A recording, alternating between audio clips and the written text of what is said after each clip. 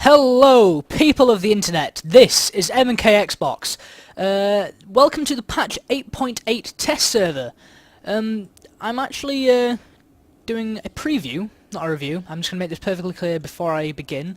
This is a preview of the new T-34-3 Chinese premium medium tank. I will be doing a review on this tank, the 112. As soon as I get a decent enough game, but all the games I've been playing is shit, and I'm trying to get a game where I can prove something and show something that is a fantastic feature about this tank, but I can't get a game like that. I had a really good game on El Haloof, and then I didn't have the battle recording on because it's shit and it's crap and I fucked up. Anyway, so I do have a half-decent game with the T-34-3. And I'm just going to make this perfectly clear, it's a preview, not a review, because for all I know, they could slap a 152mm dirt howitzer on this and call it an artillery, and change it from a medium tank. It's now a tier 8 premium artillery, but it's not. For all I know, that's what they could do. They could change a whole load, they could buff it, they could nerf it, they could do this and the other, but I'm reviewing how it is at the moment, how it is in its current state, so it's a preview.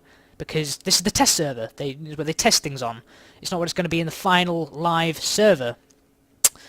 Anyway, so at the moment it's not currently in the, not the gift shop. Well, it's been added to the gift shop, but it's not in the tech tree. Now, how you would to get this, if you haven't already, on the test server, is if you go into this new little missions tab up here, you'll see this mission, which is complete, and all you have to do is fight in a battle. Don't have to win it, don't have to lose it, just play a battle, then as soon as the battle is over, you get the 2 tanks, plus 2 garage slots.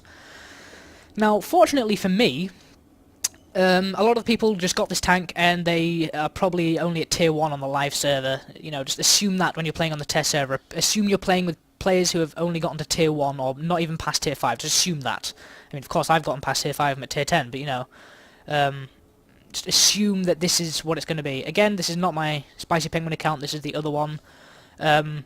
Because it's a much cleaner garage. I don't have a lot of crap filling it up.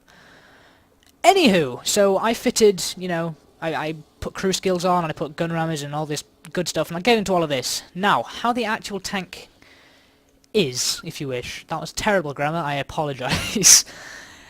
Now, again, before I actually start the review, I'm really digressing here. I could give you a patch 8.8 preview about everything that's going on, you know, all the new changes and the nerfs and the buffs and the shit and the this, that and the other, you know, with the new this fucking everything. I could give you a preview on the patch 8.8, or I could be one of the few people to give you the first look at the T-34-3, considering this literally only came out about an hour ago. Learn to speak. Jesus Christ. Anyway, on with the review before I digress anymore. So, it has 1,300 hit points, which is alright for a tier 8 medium, I suppose. I mean, I haven't got any tier 8 mediums myself, so I can't really have... I suppose I could compare it to the T-34-2, which is the probably closest thing to compare it to. So, it has 100 more hit points than the T-34-2. So, I'm gonna compare the T-34-3 to the T-34-2, because it is literally just a better version of this, I think. And we'll get onto this in a sec. So... it has 1,300 hit points, which is a healthy amount for a tier 8 medium. You know, you can take a bit of a beating at tier 8. Maybe not so much in tier 9 and tier 10 games where, you know, you have tanks such as the T-30 and the T-95, which are these massive fuckers over here, which have a 155mm rape gun that just fucks you when you try and drive in front of it. So, yeah, you know, it's alright at tier 8, but, you know, of course, tier 8s and tier 9s and tier 10 games generally tend to get butt-fucked. But you are a medium tank, don't forget that, so bear in mind you are supposed to go around the sides and rear anyway, where the armour is weaker, supposedly. Anyway, so its weight load limit is 36.15 tons out of a possible 38, which is relatively low. I mean, you know, not many tanks go that low under. I mean, it's what, 1.85 tons underneath what it, you know, the maximum ton that it's maximum amount of weight that it can carry. And it's alright, and, you know, with an engine power of 520 horsepower, it's a reasonably fast medium. It's not a fast medium, such as, maybe, I was about to point to this, but then I realised no. Such as the, I don't know, Batchat 25T, Cromwell. It's not a fast medium like those fast mediums, it's sort of in between, like, I sort of categorise medium tanks as sort of a medium to light tank. So like the Batchat 25T is more like a medium to light tank because it's fast, really, really fast, fairly agile, and can be used as a scout tank. Whereas, let's say, the Centurion Mark 7-1 is more of a medium to heavy tank. So it can engage tanks head on because it's not the fastest medium tank in the world. It's not the most manoeuvrable medium tank in the world, but it gets the job done. It's still a medium tank. And that's how I tend to categorise them. And I'd probably say this is more medium to heavy, but still more medium than the medium to heavy tanks, if that makes any sort of sense whatsoever, which it might not do. But anyway, moving on from the power to weight ratio, which I believe you might be able to see here. Maybe. Let's see. I'm probably an idiot and missed it. Oh no. No, I'm probably an idiot and missed it, so if you've seen it anywhere on here, or tell me where I can find it, then go ahead. So it has a relatively alright power-to-weight ratio, I suppose. And the speed limit, you will see 50, but you don't see it on flat ground. You see about 45 on the flat ground. I could be completely wrong, but you do see about 45 on flat ground. You can see 50, but you really need to be going in a straight line. The minute that you try and turn this tank, the speed drops considerably. That's why I say it's not a very fast manoeuvrable tank. The traverse speed is 46 degrees per second, which is, you know, average, I suppose, standard for a Chinese medium, or not a Chinese medium, but just a medium in general. I mean, if we take a look at the Centurion, it's got 32, so it's better than the Centurions, but if I was to compare it to its closest brother, I suppose, it's actually got better traverse speed. It actually has better traverse speed by only 2 degrees, but still better traverse speed than its brother. On top of that, it has better armour and better turret armour. Now, here's the thing about the armour.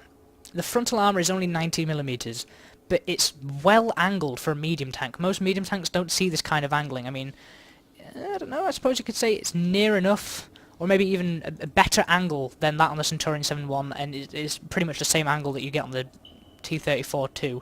But the T-34-2 only has 70mm, so this has... I nearly said 10, that would have been a massive math fail. Oh well. It has 20mm more armour on the front than the T-34-2, and is about the same angling, but, you know, if I'm going to guess, this is probably about 150mm, maybe a little bit more with the angling. But what that allows you to do is, as a medium tank, you can angle this at about that angle there, and you can bounce quite a few shots if the tanks that are on the, you know, shooting back at you don't shoot at the weak spots, which are there, there, and there. Now, the lower glacis isn't a massive target, not like the, you know, lower glacis on maybe the Jagdpanzer E100, E100, IS-7. You know, it's not a massive target, but it is a weak spot. And in the 112 game I was playing, you know, I was happily sniping away at these Commander's Cupolas because they are fairly big targets. They're not massive targets like the ones that you get on the British tank destroyers, but they are, you know, adequate enough to be penetrated, and you can penetrate them. It's not like this stupid one on the T-34 where you shoot it and it bounces off, unless you have, like, you know, 250mm plus penetration. So yeah, now the gun depression, which is also a factor of the turret armour, because I'm about to mention this, so I'm not going to mention the gun depression just yet. But the turret armour is 190mm thick and 120 at the sides, which is really, really, really, really great, which means that you can get into really good hold-down positions with this thing. Now, the problem with that is that if you're going to get into a hold-down position, you've got to get your gun over what you're shooting at, and the recurring theme with Chinese tanks is that they have shit gun depression, absolutely fucking terrible. The reason for that is because if you take a look at the size of the turret, you know, vertical height of the turret, basically for this end to go down, the back end has to go up. The back end of the gun has to go up. And if you've got, basically the gun sits here at the moment, and it's only going to go up to about there. So really, you're looking at a gun angle of about that. It's a really, really shallow gun depression because the turret is so small and so squashed and so compact, so it's got a terrible gun depression. And you'll see that in the replay that I'm going to show you of this thing, this machine. It's really, really terrible, but that's to be expected with all the Chinese tanks because they have such small turrets. The positive side of this, though, however, is look at the sloping on the front of this. This bounced shots like you would not believe. unless of course you're using premium rounds, but, you know, 190mm of frontal turret armour, and it's sloped and angled in every fucking possible way. You know, you shoot it here, the only really place you're going to penetrate it is if you shoot it right next to the gun right there. That's probably the flattest surface you're going to find on that, and even then it's rounded and sloped. Shooting it here, you're probably going to bounce. Shooting it here, you're probably going to bounce. You know, it's just an all-round bouncy turret, unless of course they snipe your cupolas, which is why in between shots I'd probably recommend wiggling your turret a little bit. I don't think I do this myself, but I certainly recommend wiggling your turret, because it does not give the enemy the chance to shoot at them, to shoot at the weak spots, because any driver who knows what they're doing, any tank driver that knows what they're doing, can easily identify a weak spot. You know, you don't need someone to point them out to you. I mean, I'm pointing them out to you just because this is part of a review, and if you don't know where the weak spots are, which is fair enough, I'm not calling you an idiot, I'm just saying that if you don't know where the weak spots are, I'm pointing them out to you, but most tank drivers can spot a weak spot a mile away. For example, just looking at this tank here, I could tell that's the weak spot there. This is also a weak spot up here on the commander's cupola, although it's a relatively hard one to hit. This is a no-hit box. You know, I can just point them out. You know, for example, the weak spot on this thing is the whole fucking tank, because it's artillery. That's a weak spot, and towards the edges of the tracks, as far down as you can go and towards the edges of the tracks is a weak spot on this tank. So, you know, most tank drivers can point them out and they can identify them. And generally commander's hatches and lower glacis is the preferential choice for this. So, on to the gun, and also the turret traverse is 46 degrees per second, which is fairly healthy and quite good traverse speed, but you get this mediocre view range and it's terrible. For a tier 8 tank it's not amazing, I'd say. Some tier 10 tanks already have 400 meters view range. It's a really mediocre view range, which is why I put, you know, recon and situational awareness for my crew. Anyway, on to the gun. Now, this thing here is not the most amazing gun in the world. The closest thing I could probably compare this gun to is the... Where is it? There it is. If I look at go here. This is probably the closest thing I can compare it to. In fact, I'm pretty sure it's exactly the same gun. If you don't know already, the Chinese tanks, they took a lot of other designs, if you wish.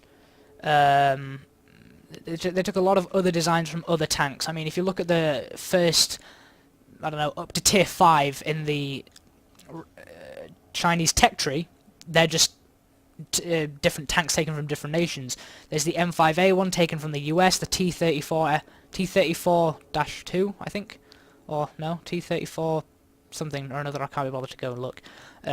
Russian tank, Chiha, Japanese tank, and, you know, the very first one, the Renault NC-31, that's French. It's just the Renault FT.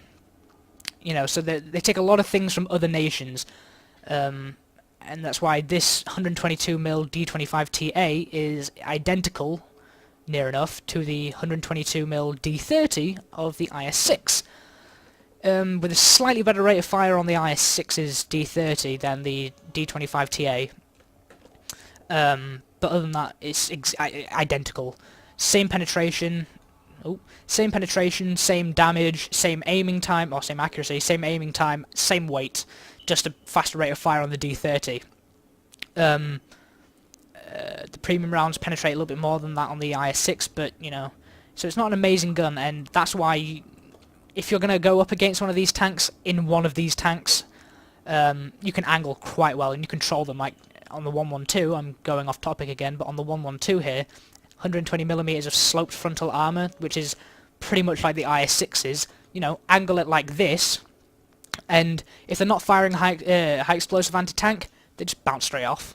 You just bounce so many shots, and the same kind of story happens with this. You know, you can bounce any number of shots from the front of this, just by angling it a little bit, unless they're firing premium rounds, which a lot of people do on the test server, so I do get penetrated in the video, which kind of goes counterintuitive to what I've said, but this is a preview. I can't accurately review it because it's not in the game, it's not in the actual game, and everyone's driving tier 10 tanks or lots of tanks that are like this, and they're probably firing high explosive anti-tank or premium shells. If they don't know what they're doing, then they won't.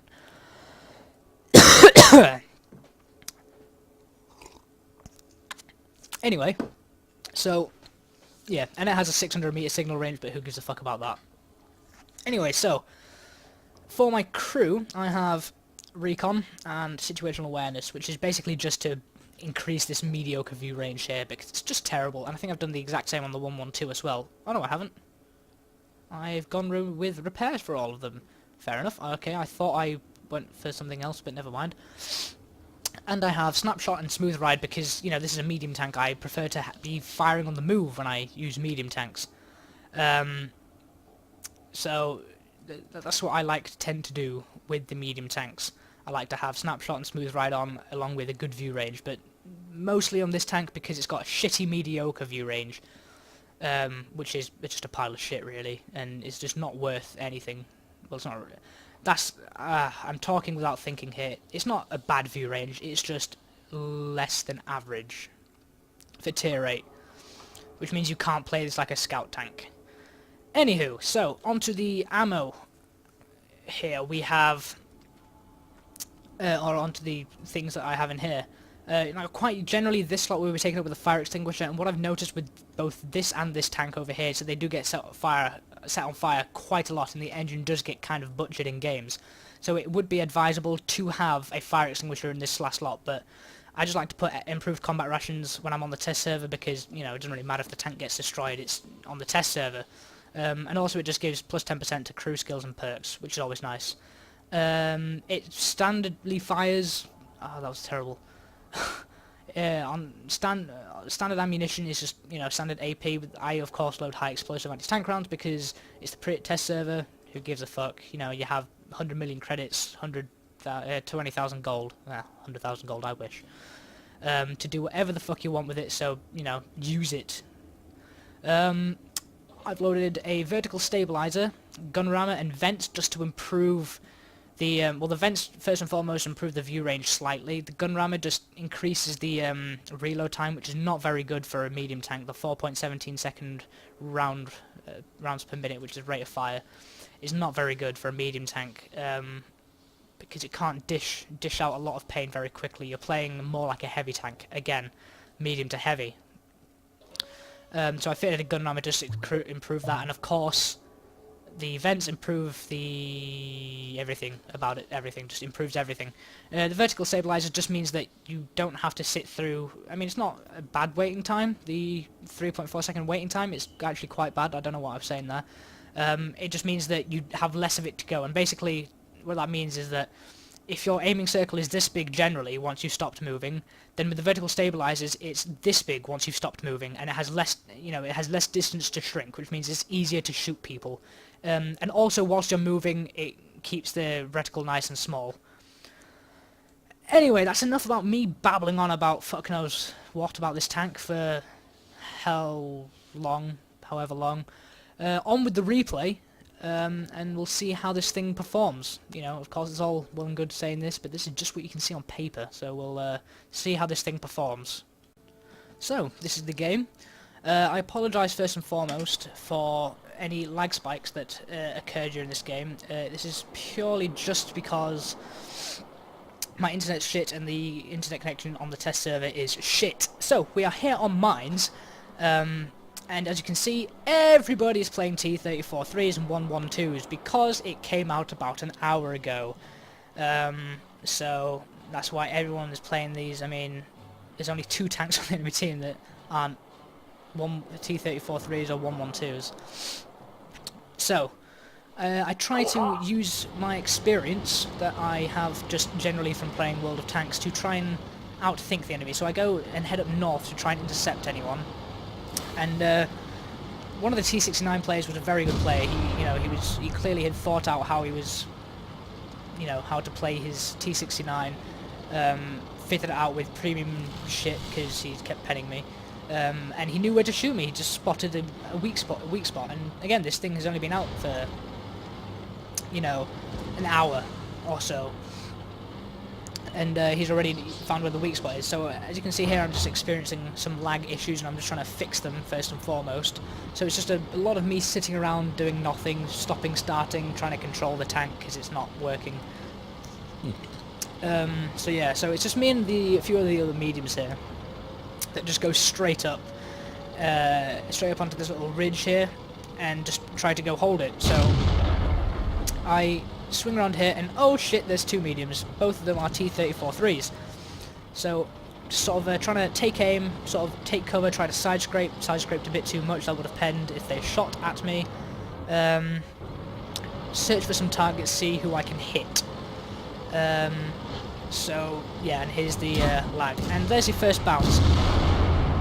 Not sure where that went. Oh, right there. See, right on the turret, bounced straight off the turret. And you know, it was a T-34-3 shooting at me. You know, 175 millimeters of penetration is not gonna cut the cheese there because of such a great angling. So I'm trying to get some harassing fire into the tanks off to my right here, and then I realise, ooh, upper glacis of a T-34-3. Now I know I'm going to happily penetrate the upper glacis of him because I'm using premium rounds. Also, because I'm shooting down at him, the sloping isn't worth shit. I'm literally shooting at 90mm of armor. I would have penned that even with the standard gun. Because I'm shooting down at him and the angle is just not there anymore. So then I notice I have some shots on some of the tanks up towards the right over here, and I'm pretty sure at this point my volume is not very good, so I'm just going to go try and sort this out very quickly. Oh, just try and sort this out slightly. That's a bit too much. Oh well. I really should have done this before, if I'm honest. Right, okay, that's probably good enough. Anyway, so as you can see, I'm trying to snipe the commander's cupola here. The accuracy isn't very, very good on this tank. You'll see the T-34-3 on the right. I just can't hit him, and I take a lot of shit here. Now, just take a look where they all penned. Yeah, upper glacis. I know I said it was good angling. Upper glacis was good angling at probably about 150mm standard, but you know, it's just even when you angle it like this, they're still gonna pen if they're firing premium rounds. And you know, some tanks like the IS-3s with a BL-9, that'll pen. And as you can see, fully aimed shot at the T-34-3 just missed. Now I poke out to see if I can try and get a shot off at the T-34-3, and I take another hit from the T-69, who again goes straight through my upper glace, I think. If I can quickly check. Nope, that one went into the lower glace. That would count as the lower glace. So it's just me on my own up here now, with a 112 just behind me, who I didn't actually realise was behind me, but he is there. And I see the T-69 moving, which makes me a little bit uncomfortable because I think he's going to pop up in front of me. And if he was to pop up in front of me, he would kill me. Now I'm trying to get a good shot off here at the what's that, 112, but nah, wasn't to be. Now here's where I encounter a lot of problems with the accuracy of the gun, and I was cursing after I did this. So you know, first few shots are all right, I suppose. That one into the commander's hatch or gunner's hatch or whatever. Now he only has 12 hit points, 12% left, 150 hit points. That's well within the damage range. Now watch when my next few shots go. Counting. Number 1! That missed. Fully aimed shot. Missed. Okay, I'm only shooting at a small target, but, you know, it's not that far away, you know. It should be better than this. Okay, shot number 2 at the side of his turret. Miss! Shot number 2. It's only 187 meters away. Come on, surely you can hit him. Shot number 3. Let's see if this is going to be third time lucky. See if I'm going to hit his hatch. Nope! Nope. So 3 shots, 3 misses. The accuracy of this is terrible. This is why it's a close range brawler. You really need to get up close and personal. And in the end I don't even get the kill on the T-34-3. 3 aimed shots at the top of him, which should have penetrated had they hit. All missed. So really you can't use this gun to go and snipe tanks because you just can't do it. I mean, you can do it. I'm not sure if that was just really bad, terrible RNG. But you know, they just weren't hitting. You saw where they were going. They were flying left, right, and well, not center, left and right, up, down, wherever else I wasn't pointing. They were going everywhere where I wasn't aiming, basically, and it was Yeah, so you need to be up close and personal and brawl with this, as you can see here, because I get as close as I can to the 112 before I pull off, because I think he's going to turn around and shoot me, go for the easy kill. Anyway, so this is getting close to the end of the battle here. I hope you enjoyed this review of the T-34-2, well, not review, preview of the T-34-2, T-34-3, oh my god. And this could even be the first preview of the T-34-3 out. So I hope you enjoyed it. Rate, comment, subscribe, and I'll catch you next time. By the way, before I end this video, the next review that I'm going to do is of the 112 as soon as I get a good enough game, because at the moment I've had some shit games that just aren't worth doing anything with. So, I'll catch you next time. No, that was bad. Right. That was the end of the T-34-3 review. Catch you next time. Take care on the battlefield.